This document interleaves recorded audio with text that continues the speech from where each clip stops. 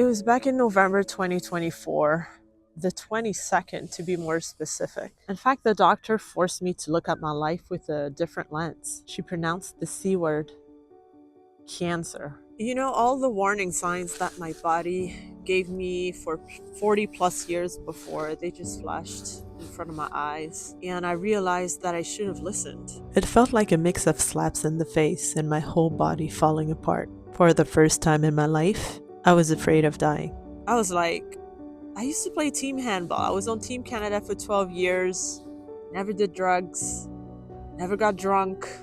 I was eating healthy, no junk food. Why on earth did it happen to me? I'm the only one who allowed that to happen. So now I'm sharing my story. And that story could be your story too, if you keep ignoring all those signs that your body is giving you. And I really wish that you don't have to get to the point to hear the C word in order to really make a change in your life. The hustle mentality. Are you a fan of it? That's definitely how I was brought up and how I was influenced by North American culture.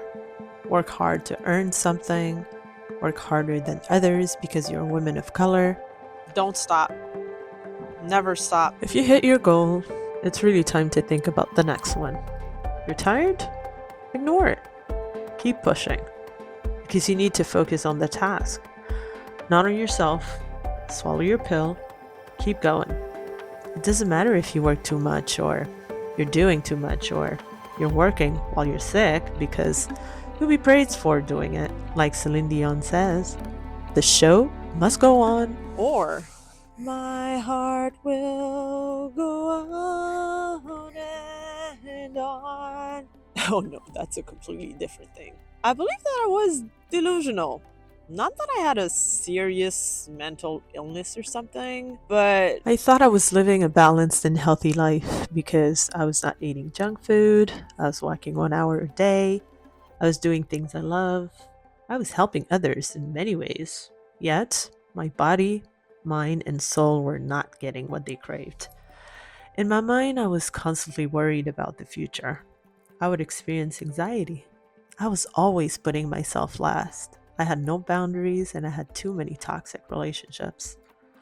In my body, I had a severe sugar addiction. Every reason to celebrate or to be sad was a reason to eat more sugar. At some point, I was eating raspberry jam with a spoon. Yeah, with a spoon. 4, sometimes 6 waffles a day. Sugar with coffee instead of coffee with sugar.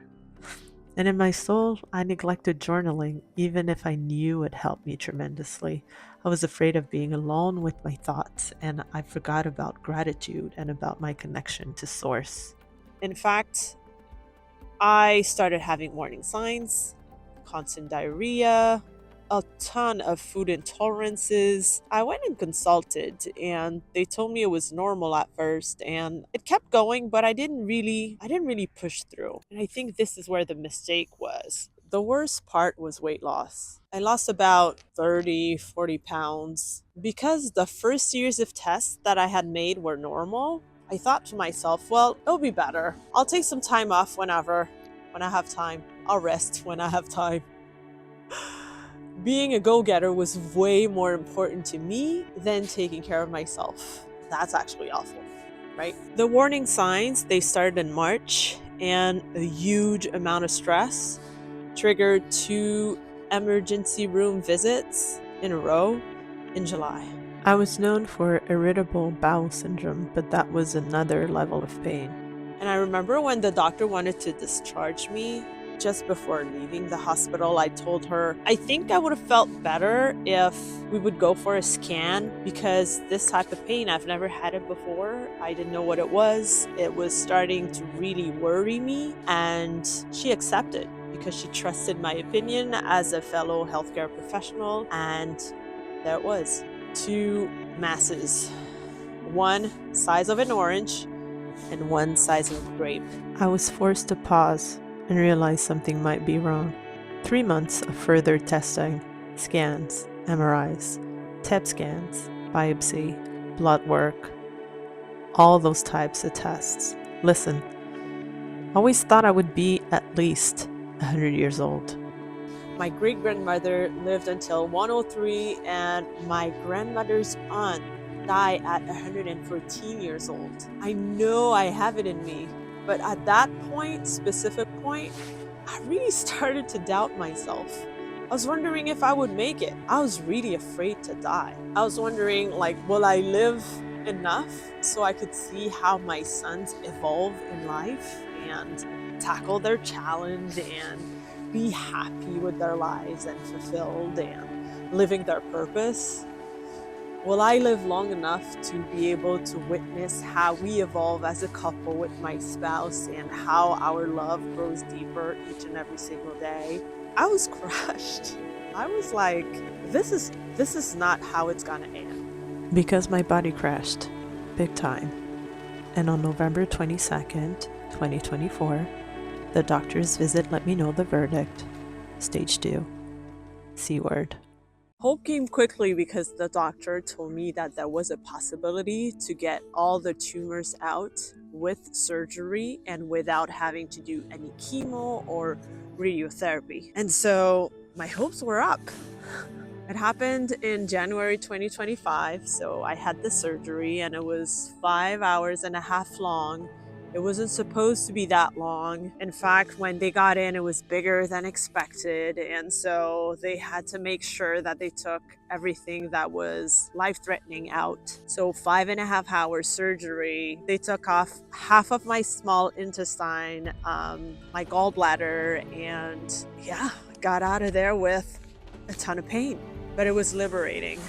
In fact, all of this was a blessing to me because I don't know how long I would have been able to sustain living this way for longer if I did not have this challenge in my life, or if I didn't hit a wall like that, and if it didn't force me to really reset my life. So yeah, it took time of rehab and slowly getting my strength back and having the support of the ones I love, and just keeping my vision in mind in order to go on the other side of this and realize that this was actually just another step into the path of my life. And this is what I had to go through in order to evolve as a better human being as I am today.